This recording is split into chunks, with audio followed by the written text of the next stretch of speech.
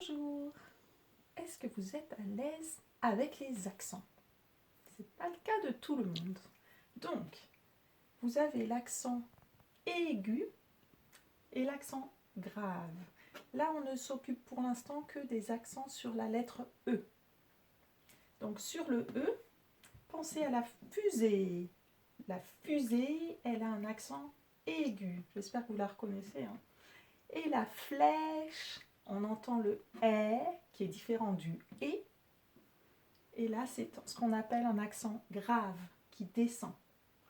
Pour vous aider, pour certains ça aide, les élèves, on monte et on redescend. Alors si vous avez un mot pour vous aider à vous repérer, moi c'est facile, je m'appelle Hélène, comme dans élève. Donc j'ai repéré, mais souvent on a besoin d'un petit mot repère quand on se mélange un petit peu. Par exemple, ce qui s'appelle Zoé, elle saura qu'elle a un accent aigu. Et donc, quand elle rencontrera un accent grave, qui fait le son « est », elle comparera avec Zo et est. Ah, c'est pas le même, donc je dois mettre un accent grave. Les A, accent aigu, pour bien repérer quand ce n'est pas le même son. Alors, l'accent circonflexe, il fait le même son que l'accent grave, est. Et pour vous aider, sur la tête, on met un chapeau. Souvent, l'accent circonflexe, les petits l'appellent un chapeau pour aller faire la fête. Donc, souvent, c'est des mots qui, avant, avec un S, un festin. Et on a aussi le tréma. Les deux petits points, Naël, Raphaël, pour bien dissocier les deux voyelles qui sont côte à côte. Donc, vous entendez le son « est » pour tous ces signes-là. Et le « et » de ce côté. Mais regardez, Anne-Elisabeth, comment ça se fait qu'elle n'ait pas d'accent et que ça fasse quand même le son « est ». Et c'est là qu'on va devoir s'occuper des syllabes. Est-ce que vous êtes à l'aise avec les syllabes? Donc les syllabes, plusieurs syllabes forment un mot. Il y a des mots avec une seule syllabe. Si je dis par exemple du sel, j'ouvre la bouche une seule fois, sel, c'est une seule syllabe. Si je dis ra, fa, el, première syllabe, deuxième syllabe, troisième syllabe. Donc une syllabe peut avoir une lettre, plusieurs lettres, O, C, en. Une seule lettre pour cette syllabe, O, C, ma bouche a changé, en, 3 syllabes. Alors, les syllabes, ça nous sert déjà pour les chansons, pour mettre les notes au bon endroit. Par exemple, si je dis libérer, délivrer, chaque note correspond à une syllabe. On en a besoin aussi de savoir couper le mot en différentes syllabes quand on arrive à la fin d'une ligne et qu'on n'a pas assez de place pour écrire le mot en entier. On ne va pas couper n'importe où le mot. On ne peut pas le couper en plein milieu d'une syllabe. Je ne peux pas mettre le A et puis le N de l'autre côté, dans océan par exemple. Donc il faut savoir couper le mot correctement à l'endroit où ces syllabes s'arrêtent. Et pour ça, il y a des règles en français. Alors à l'oral ça va, mais à l'écrit, on va se faire un petit peu de place. Si je dis par exemple le mot poisson, je l'ai choisi parce qu'il a une petite difficulté. Il s'écrit avec 2 S, sinon ça ferait du poison. Et pour le couper, j'entends poisson, donc il y a 2 syllabes. Et je vais être tentée de le couper après poids. Et pourtant, c'est là qu'il y a le piège. Quand il y a 2 lettres, 2 mêmes lettres identiques, une double consonne, par opposition aux voyelles, on va devoir couper entre les deux lettres identiques.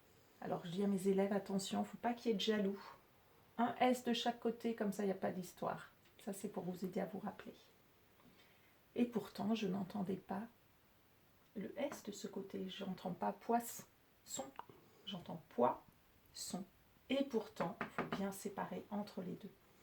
On va prendre un autre exemple. La mouette.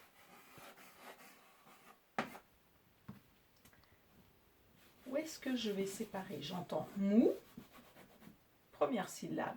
Ok. Est, te. Et pourtant, là, il n'y a pas d'accent. Et vous vous rappelez qu'il faut séparer entre les deux mêmes lettres. Donc, je ne me trompe pas. Et je sépare bien entre les deux mêmes lettres. Donc, mou, est, te. 3 syllabes. Et regardez ce qui se passe ici. Le E est au milieu de la syllabe. Il n'est pas la dernière lettre de la syllabe.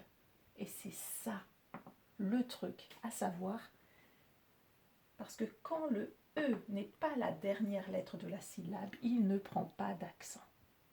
Et ça, c'est une règle qui va vous aider à savoir quand vous devez mettre un accent et quand vous ne devez pas en mettre. Et pour vous aider, pensez aux petits mots que vous connaissez par cœur depuis le CP. L. Pourquoi il n'y a pas d'accent? Pourtant, j'entends bien le son est. Parce que il est devant une double consonne. Et comme on séparerait en deux, il n'est pas la dernière lettre de la syllabe. Donc, on dit est et on l'écrit sans accent. Donc, tous les mots qui sont devant des doubles consonnes, que ce soit mouette, 2 T, 2 L, 2 S, jamais, jamais d'accent devant une double consonne. Jamais d'accent non plus devant les X. Exercice. Ça, vous connaissez ce mot-là. Hein? Exercice. Le X, vous voyez, il empêche que le E est en accent de la même manière que le R. Exercice. Quand le E n'est pas la dernière lettre de la syllabe, vous voyez, pas d'accent. Donc on va faire un exercice. Il y a du sel dans la mer Méditerranée et dans l'océan. J'ai enlevé les accents. Mais est-ce qu'il en faut partout? Ah non. Il y a du sel. J'entends est et regardez, une seule syllabe, sel. Est-ce que le E est la dernière lettre de la syllabe? Non, donc on ne met pas d'accent. Dans la mer, la mer, moi je connais le mot mère, ma mère, ma maman. Et regardez, dans ma mère, il y a 2 syllabes. Celle-là, le E est la dernière lettre de la syllabe, donc il fallait que je mette en accent. Mais dans mère, ici, c'est une seule syllabe et le E n'est pas la dernière lettre. Donc on ne met pas d'accent. Ah, là on est bien à la dernière lettre de la syllabe. Donc il lui faut un accent. Lequel? J'entends mais, j'entends Méditerranée. Alors il y a un petit truc pour nous aider. C'est un truc pour les plus grands peut-être, mais regardez, quand vous ne savez pas quel accent c'est, vous regardez la syllabe qui arrive tout de suite après. Si c'est une syllabe qui comporte un E muet, comme dans flèche, là ce E là on ne l'entend pas, vous mettez un accent grave. Et si il n'y a pas de E muet dans la syllabe qui suit tout de suite après, là où vous vous demandez, là il n'y a pas, donc c'est un accent aigu. Donc ça c'est pratique pour les mots qu'on ne connaît pas. Hein. Ah, attention, 2 R.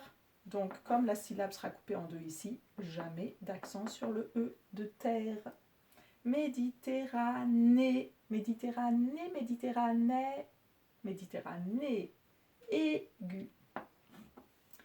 Et, alors ce petit « et » là, vous entendez? De la même manière qu'on entend le son « est » dans ces sons-là, le « et » ET, ER, EZ, le verbe chanter, ER. On entend ce et là. Et pourtant, il n'y a pas d'accent non plus. Ah, la France, c'est dur le français. Hein. Vous chantez EZ, il n'y a pas d'accent, mais on entend ce et là, comme ici. Dans l'océan. Océan. Ah, la dernière lettre de la syllabe. Je ne vais pas dire océan, mais si j'hésite, je regarde la syllabe qui suit. Est-ce qu'il y a un E muet, comme dans flèche, élève? Non, donc c'est un accent aigu. Alors, encore un petit truc. Si vous avez un mot qui finit par un accent grave, comme très bien, ou je l'ai fait exprès. Regardez bien, vous allez toujours trouver un S qu'on n'entend pas, donc une lettre muette, qui va suivre l'accent grave quand il est vraiment à la fin du mot, comme un abcès, le succès, très, exprès. Donc ça, c'est des petits trucs.